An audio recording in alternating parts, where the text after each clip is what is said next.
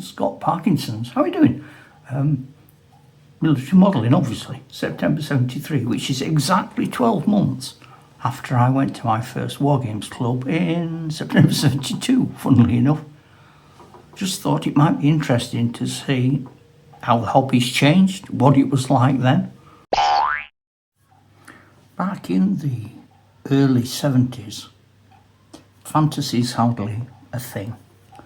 Humbrol paints are what we used. Large brushes were what we used. I used to get my paint from Woolworths. Most of the figures that they show you and review are either kits, airfix kits often, or perhaps armour, and then they have 54mm airfix kits. I think the ones on there were converted by Bill Evans, if I remember right. There is an article on 300th scale, and the Samurai article particularly looks at Hinchcliffe figures. But of the page numbers that are going to be reviewed, it is not full of figures and fancy coloured pictures. I should imagine it would be today. I thought it might be interesting. Having said that figures aren't a large part, this is actually an advertisement page for the Leeds Model Soldier Centre, Leeds City Centre, Merrion Street. And bottom half of the advertisement is the figures they stock from Peter Lang, and they're 15mm. The ones above are 25mm Napoleonic. But I thought it might be fun to look at the prices. So for those Malburian figures, they are 4p. It's great, isn't it? The most expensive figure they've got there is a pontoon wagon, 20p. Having said that, in them days, 20p were a lot of money. I got, out of interest, 25p a week pocket money. So that sort of limited what you could get. I used to get 4 miniature figurines infantry every week. So that's 16p. So that'd leave me 9p. Oh, them were days. These vehicles are not any particular interest to me. I don't do anything like this. Certainly not 1/48th scale. But again, the prices are interesting. You've got a Tiger Mark 1 there for £1.20. That sounds, well, I'm going to say it sounds a bargain, but it's nearly it had to take me 5 weeks to save up for that. I remember saving up for the Apollo rocket, and it took me forever to get the thing.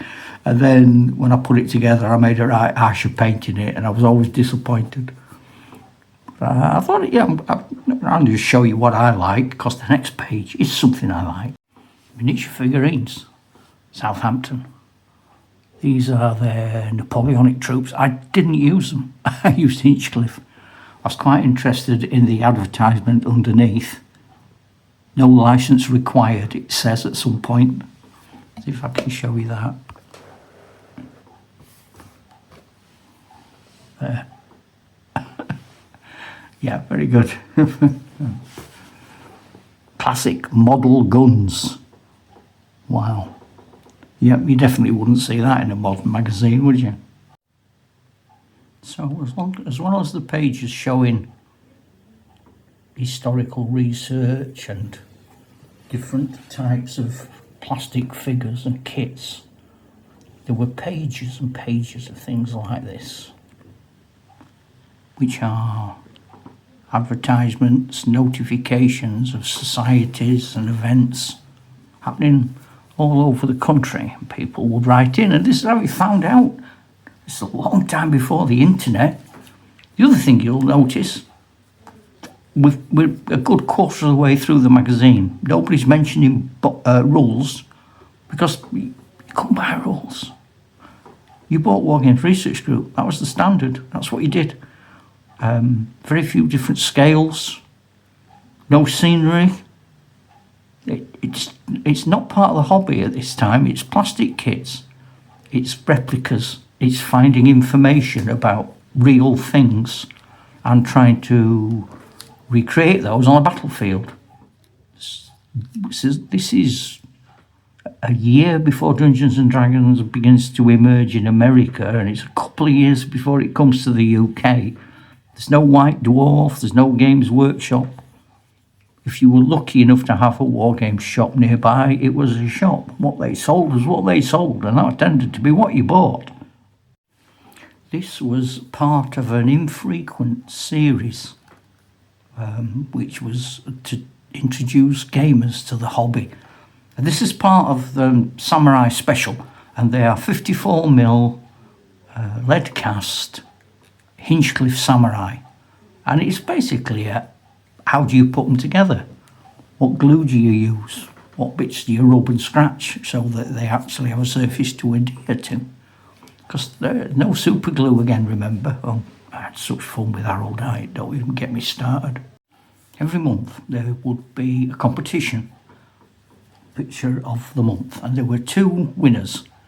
And the picture at the top is the actual outright winner. He's the first winner. And it's a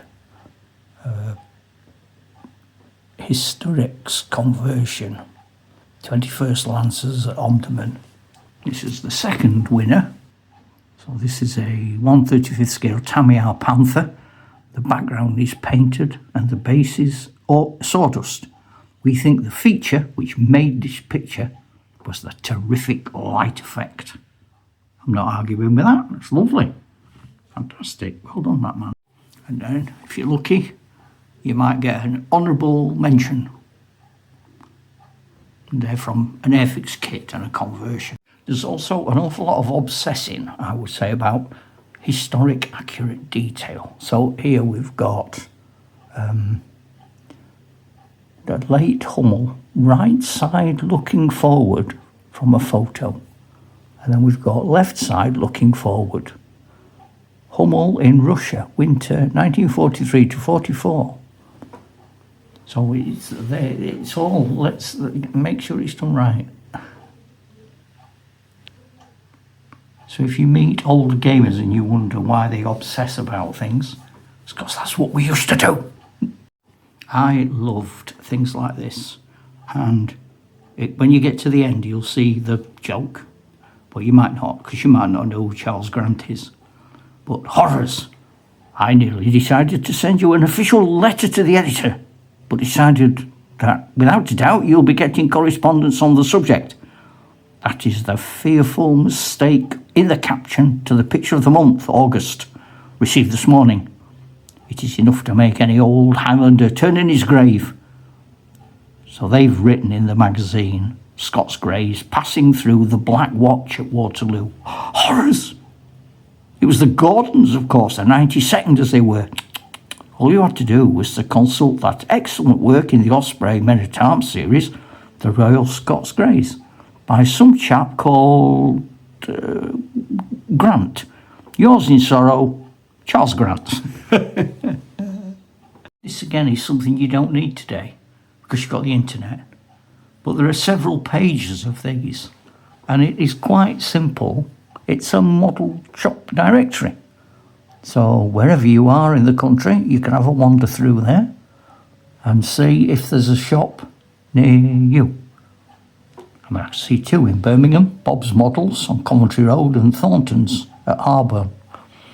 Barnstable, that's near where I live. Ewing's Model Kit Centre, and it's still there, Ewing's. They do Airfix models and things like that, but they're still there. Fair play to them. So you can go through and through and through. I went to Leeds University, 2 at the bottom right-hand corner, Cross Gates and Models and Militaria. Both there 2 years later after this when I went to uni. So, the perfect thing. But like I say, you young bucks have all got phones and things, look. We don't have any of that. And so we come to the back page. Again, largely in these magazines, we're looking at kits, and then we're looking at conversions of kits, talking about the actual figures, painting the figures, making the figures, dioramas. There isn't one article in there about 25mm, certainly nothing about 28mm because it doesn't exist. There are some 5mm figures I noticed. Nothing about rules, because we played Wargames Research Group, Napoleonic. That was the norm, that was the standard, that was the competition games. If you wanted to get involved as a serious club, that's what you did. There's no other options. There are no box games, there are no manufacturers making rules, scenery, no scenery in there at all. It was a very different world. And that meant that people then interpreted the game in their own ways. So clubs like mine, we had scenery. We had our own way of doing Napoleonic games and things, but they weren't coming from the magazines. The magazines were there alongside the catalogues, because I always found the catalogues of figures more interesting. I always found the Hinchcliffe catalogue and the miniature figurines catalogue more exciting than the magazines, because the magazines weren't for me. I wasn't making Airfix kits for war games or dioramas. I was a wargamer from very early on, and I wanted to wargame. There's nothing in there that you would call wargaming. Certainly nothing in there to do with role-playing, because role-playing doesn't come along for a few years. I mean, you might think that we were fortunate. You might think we were unfortunate. I happen to think we were very fortunate.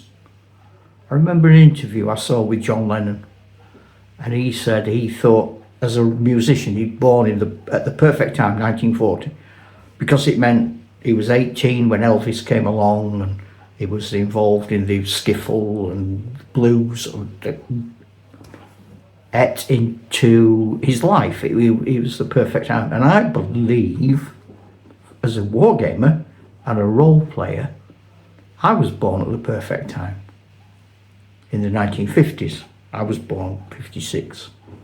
Now, that meant that I enjoyed lots and lots of variety of Timpo, Britain's, Airfix toys before I went to a Wargames club. Then I went to a Wargames club in 72, and there were magazines, and there was an established game system, Wargames Research Group. There was Hinchcliffe figures, 25mm. So all the clubs played. Competition games were all 25mm. And we had hierarchies within the club, and we had clubs that were set up in a way that had evolved from the 60s. And all of those things together became a perfect storm. And then while I was at university, Dungeons and Dragons came out, and I got into role-playing right at the start with G1, G2, Frost Giant Jarl. I played the Tomb of Horrors, and then we were able to buy figures from Hinchcliffe, Grenadier, Asgard.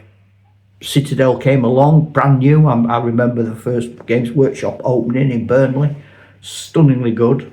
And things progressed. And then we came along with the Citadel world, and with Hero Quest, Rune Quest, Rogue Trader. Then computers start to arrive, and then recently, I mean, last year I was 69, 70, and I discovered AI, and it's a new revelation on that journey, and the excitement of finding these things is really intriguing and keeps me going. And you're able to marry them all in together. None of us are stuck where we were. We're not stuck with Airfix kits like we were in 71, 72. We can get other figures, we can get Hinchcliffe figures if we want them, but we don't have to get them. We can get anything we want. It's fantastic. What a great time to be a wargamer. Ta-ra, Chuck.